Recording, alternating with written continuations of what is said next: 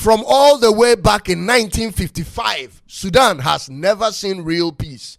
Their first war was fought from 1955 to 72 between the northern part of Sudan and the southern region of Sudan, which eventually brought them into breaking in two in 2011. This one country has had 20 coups from 1957 to now. 4 of those coups occurred from their time of independence to the end of 1972, and 16 coups from around 1972 to 2025. It's coup and war, and coup and war, and altogether taking between 2.8 to 3.4 million lives. It is reported, ladies and gentlemen, that every family in Sudan has at least lost 3 family members to either coups or wars. I want to ask you this. When will it be enough in Sudan? At what point does such types of death in one country cease?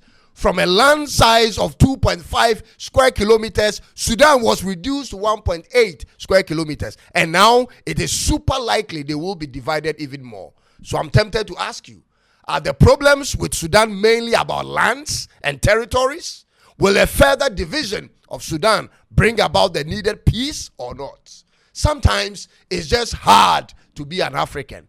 In your own country, amongst your own people, you see death and rape and attacks and gunshots every day.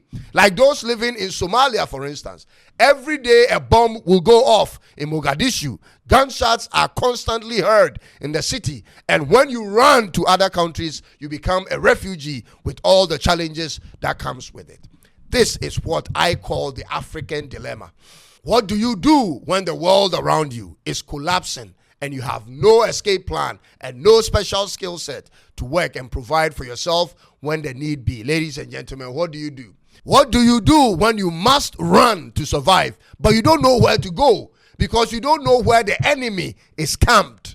What do you do in that scenario when you have children with you and you cannot leave them behind?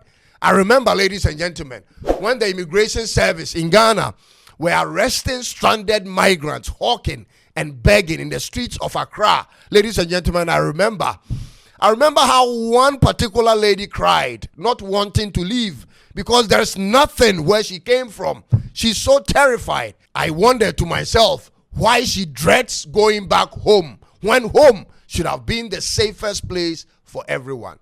What do you do, ladies and gentlemen, in such a situation?